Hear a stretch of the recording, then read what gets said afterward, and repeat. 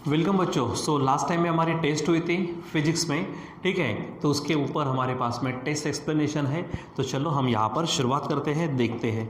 बच्चों यहाँ पर जो पहला क्वेश्चन था, सबसे पहले तो यहाँ पर पढ़ाने के पहले, यहाँ पे एक्सप्लेन करने के पहले मैं कहूँगा कि आपको जब हम क्या करते हैं, व्हाट्सएप पे टेस्ट को भेजते हैं, तो आपका एक काम ये है कि आप व्हाट्सएप के उस टेस्ट पेपर को अपने नोटबुक में लिख कर तैयार करिए पहले, ठीक है। कभी कभी क्या होता है, डिलीट हो जाता तो वो पेपर आपके पास नहीं रहता।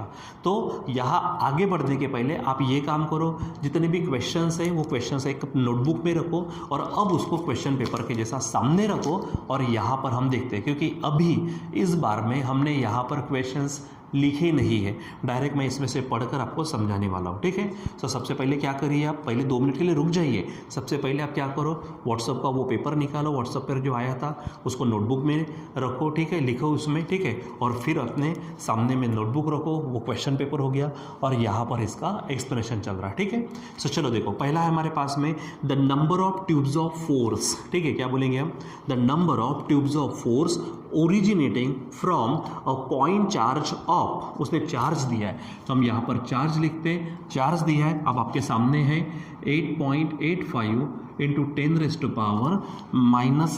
कूलम, ठीक है, इतना चार्ज दिया है in a medium of dielectric constant. Dielectric constant को हम कैसे बताते हैं, और वो दिया है आपको 5 दिया है, ठीक है, आर, ठीक है। यानी उसने पूछा क्या है, number of tubes of force, ठीक है। तो बच्चों number of tubes of force, number of line of force, ये जो कंसेप्ट हमने पढ़ी थी वहाँ उस समय में हमारे पास था फ्लक्स, ठीक है। यानी यहाँ पर हमको फ्लक्स निकालना होता है, यानी फाई निकालना होता है, ठीक है। So we have phi is equal to, ठीक है। सो बच्चों आपको मालूम है जितना चार्ज है वो चार्ज अपॉन जो परमिटिविटी होती है उस परमिटिविटी। अब हमने यहाँ पे एप्सिलॉन 0 नहीं लिखा क्योंकि उसने डाइलेक्ट्रिक कांस्टेंट दिया, मतलब मीडियम दिया है, ठीक है। और जब भी आपको वो मीडियम देता है तो आपको परमिटिविटी मीडियम की लेनी होती है, ठीक है। अब इसको आप सिंप्लीफाई कर सकते हैं, ठीक है। क्या हो जाएगा, ये आपके पास क्यू है और क्यू की एप्सिलॉन 0 वो दिया नहीं है, ठीक है। एप्सिलॉन 0 होती तो डायरेक्ट वैल्यू रहती। अब यहाँ पर एप्सिलॉन की वैल्यू रखते और वो होता है के एप्सिलॉन 0, ठीक है। ये रिलेशन भी हम पढ़े। चलो अब यहाँ पर क्या बोलो, वैल्यू रखो, ये क्यू है तो क्यू कितना दिया है 8.85 इंटू 10⁻⁹ अपॉन ये आपके पास के है जो आपको 5 दिया है इंटू, अब आपको मालूम है एप्सिलॉन 0 की वैल्यू वो है 8.85 इंटू 10⁻⁻12, ठीक। अब आप इसको सॉल्व करो तो देखो 8.85 कट जाएगा, ऊपर कुछ नहीं बचेगा तो समझो 1/5 है इंटू ऊपर 10⁻⁻9, नीचे 10⁻⁻12 है, कटेंगे तो 10⁻⁻3 बचेंगे, लेकिन जब ऊपर जाएंगे तो वो प्लस हो जाएंगे, ठीक। अब इसको सॉल्व करो तो ये 0.2 इंटू 10⁻3 होगा।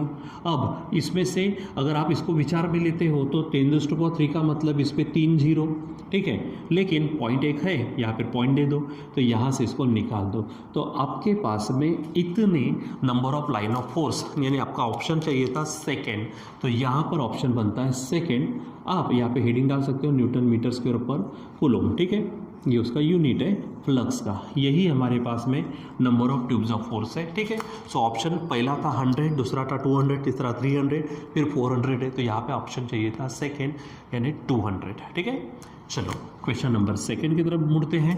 देखो क्या कहा, गॉस लॉ, ठीक है। तो हमारे पास में गॉस लॉ है तो वहाँ पे आपके जो भी ऑप्शंस है डायरेक्ट वहाँ पे ध्यान में रखना, आपको मैं बताता हूँ। Gauss law helps in determination of electric field due to symmetric charge distribution. Gauss law जब हमने देखा था तो याद करिए वहाँ पे इलेक्ट्रिक फील्ड इंटेंसिटी निकाली थी, ठीक है। तो इलेक्ट्रिक फील्ड इंटेंसिटी वहाँ पे हमने स्पीयर देखा था, सिलेंडर देखा था, उसमें इस्तेमाल किया था। तो वहाँ पे यूनिफॉर्मली चार्ज क्या होता है, स्प्रेड होता है, इसलिए ऑप्शन पहला ही इसका आंसर है, determination of electric field due to symmetric charge distribution. तो यहाँ पे डायरेक्ट मैं सिर्फ ऑप्शन लिखता हूँ, आप जैसे मैंने कहा आपको क्वेश्चन पेपर लिख के रखना है नोटबुक में, वहाँ से आप टिक मार्क करिए, ठीक है।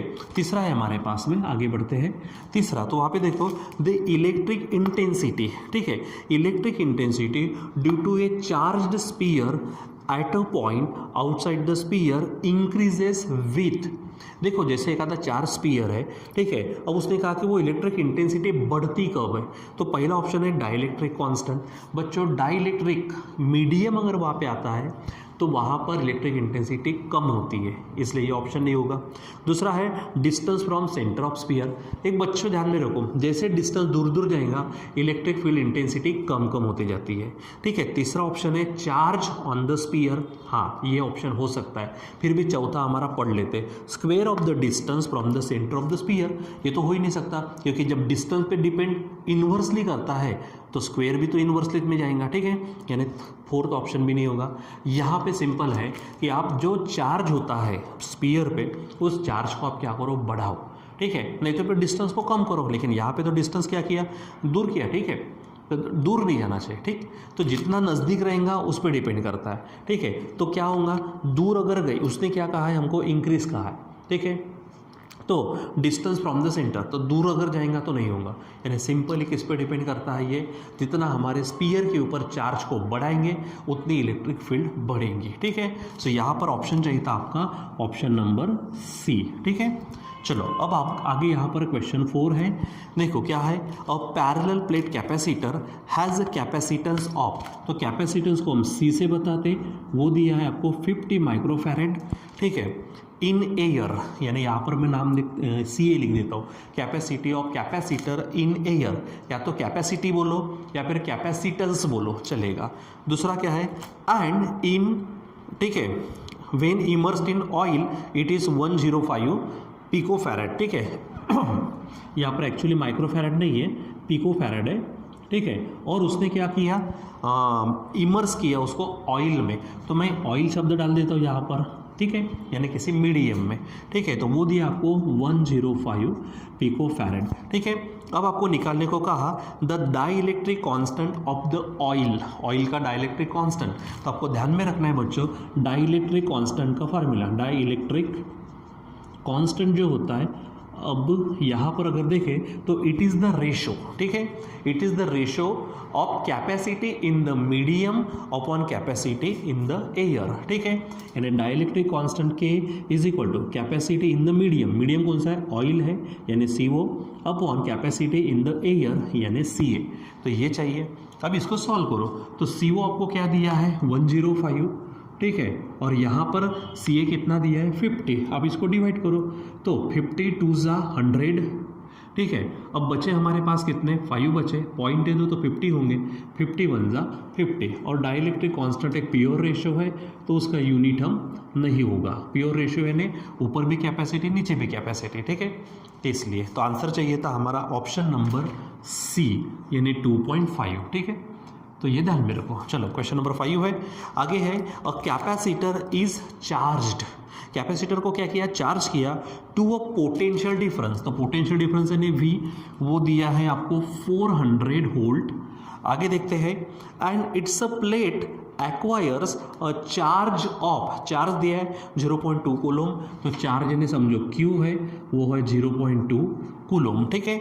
आगे कहा when discharge the energy released will be, so energy of capacitor क्या बोलेंगे हम, energy, ठीक है, energy of capacitor,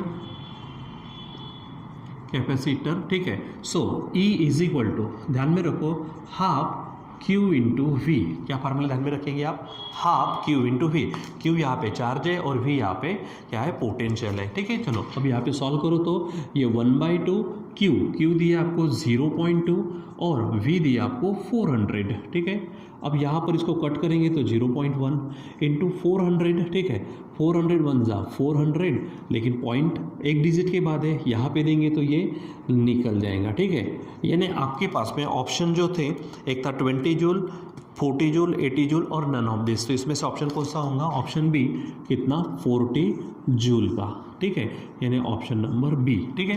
तो यहाँ पर आपको ध्यान में रखना है, पहले का बी, सेकंड का ए, थर्ड का सी, फोर्थ का सी और फिफ्थ का आंसर बी। तो इस प्रकार से हमें आंसर्स यहाँ पर देखने थे, राइट करने थे, आपको सोच समझ कर लिखने थे, ठीक है बच्चों।